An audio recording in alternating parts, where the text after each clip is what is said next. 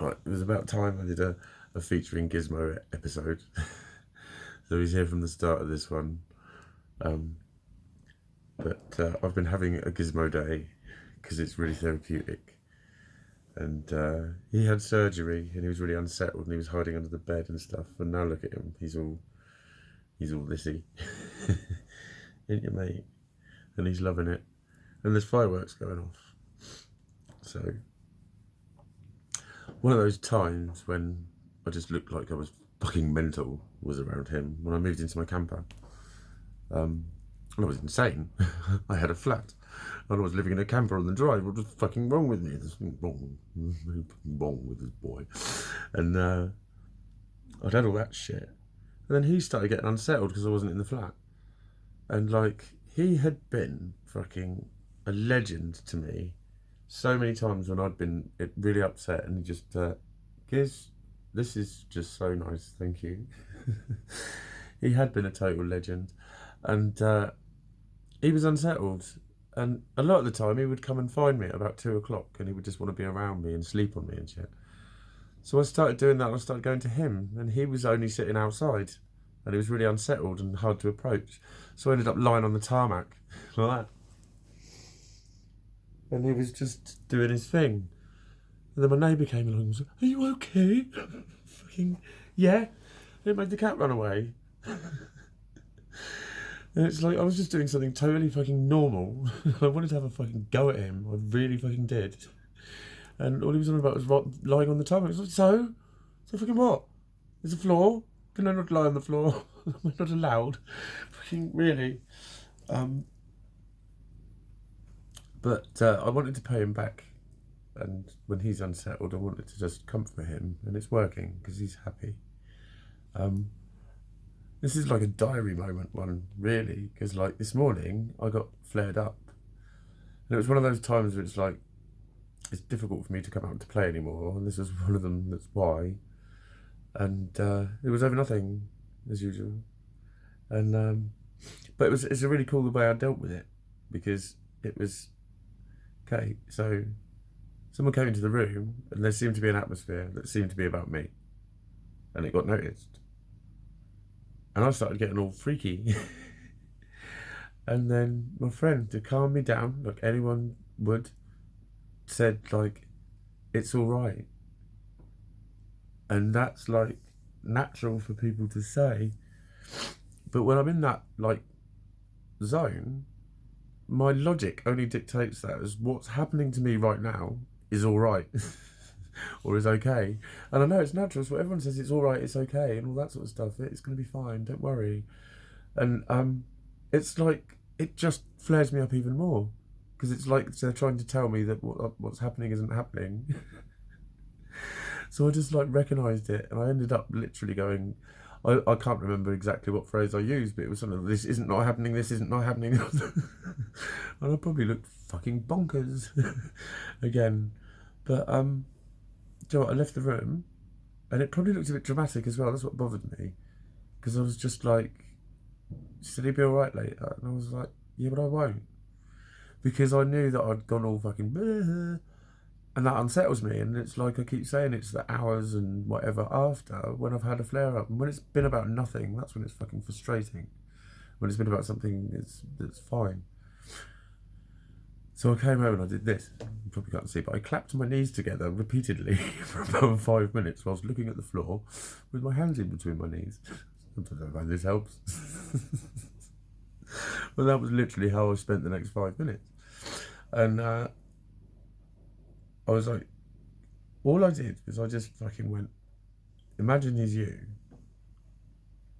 and he has flare-ups that you can't fucking control, and then afterwards he feels like an absolute cunt.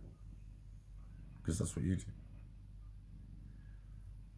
And then that's as much as I sort of thought about it, because I thought, well, like I keep saying, one of the unsettling things about that graph with the schizoid stuff is that inability to interpret the world around you. And when you keep reading that sort of shit, you end up just going, I haven't got a fucking clue, mate. Don't know if that was nice, nasty, whatever. Why would I fucking know? Seriously, why the fuck would I know? It makes you a lot more uncertain about everything that's going on. Just the fact that you know you've got a tendency to be uncertain about the things that are going on. right off the bat, that makes you more uncertain about the things that you think you know. But like, I just thought I'd just get on like and with my day, and I was doing laundry and stuff, and he actually came up and he just said sorry, and instantly, not that he even needed to apologise.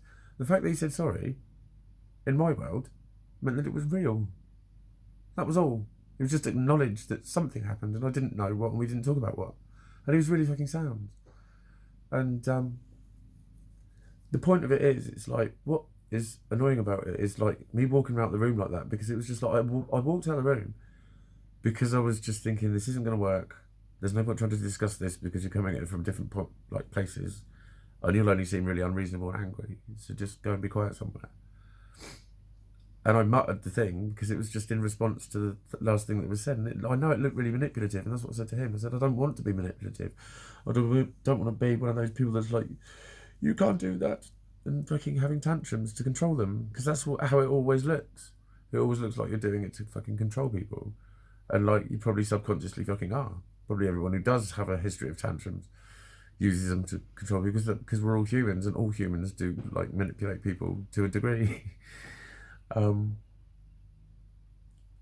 I don't want, but that's like what's unsettling about it, is like I don't want to be like that guy. Do you know what I mean? I don't want to be that guy. But it's like the point was the reason I stuck to my guns, and what I actually said was like, look, this is no longer fucking mental. This is no longer fucking mental. And if there's one thing that I got from that therapy, was that affirmation that when it gets like, he calls it schema mode, when you go into that, there's very little reasoning with it, because it doesn't seem like something you need to question. When you're certain about something and you're angry about something, or like, you know, if you've definitely seen something happen and you're responding to it, you don't stop and go, is this me overreacting? You just don't. Do you? Seriously? When it's something that you just see, you're like, oi! You know what I mean? You just leg it over there, don't you? Or whatever. It's like, so that's the sort of state of mind I'm in when it happens. And there's no reasoning with it. And it's physical. It was like, and all that just fucking horrible shit going on. And it just makes me really uneasy and jangly and fucking uncertain. And, but it was well fucking sound. But I'd already got to a much better space with it. And the thing was, it's one of those that like, I'd have been cutting myself off for that. I really would. But I didn't. It was just like, mate, it's like, just stick to what you fucking said. It is physical. It's just something flared it up. And it's, you know, another one of those things that makes me worried about not coming out to play is if I can get that set off that easily. That shows how fucking volatile and fucking oversensitive I apparently choose to be. And I just think that I didn't choose that. You know, that's not negative mindset. I was just chatting before it happened. It was just a random thing that was something nothing. And I did chat to him. I said, mate, you've got nothing to apologise for. I know exactly that sort of state of mind when you've got that, get on my fucking way written all over you. And like, when people are in a good space, it's like, oh, sorry, all right. And I don't think about it again. And I've been like that. I've reacted like that to those sorts of things. Do you know what I mean? I've spent a lot of time on building sites, and you get a lot of that sort of shoving you out the way or get out of the fucking way sort of shit said to you. And it's like, I don't cry. This is, they're going somewhere, so they won't be here for very long. So even if they're a bit rude, they're fucking gone. Just fuck off, whatever. You know what I mean? It's something that's that kind of level of thing that I used to. Maybe I'm just not so good at it anymore. I'm really not. But this is the kind of thing that I was talking about when I don't make sense to myself. When I'm responding to something that I don't agree with, and when I'm responding to something that on the surface of it, I can rationalise it totally and not worry about it. But then there I am like, internally, and I'm all fucked up by it. And then I just feel, it's close to feeling ashamed, but that's not the right word for it. I don't know what the right word is. I read a thing the other day about a word called dyseuthmic, and it's just said an inability to explain emotions. And I laughed. I was like, I get that sometimes. For someone who's so fucking emotion-led, I can't describe them. No, it's not ashamed. It's just like, oh, for fuck's sake, I can't help it. And it's a really negative thing. And I know it's not a nice thing to be around. And I just don't like, I don't want to be that fucking person because it isn't me. But I think by accepting it, just by accepting that that is going to happen, it takes the power out of it. I've done that with other things. Like when you get depressed, sometimes shutting the curtains and shutting the door does fucking help. And just accepting it, because you're not trying to fight it and go, because that's then it, like when I swallow it, it turns to vile, biley, sicky, yucky, fucking janky shit, and it makes me act out. So like, I think just by accepting that I'm just going to be a bit of,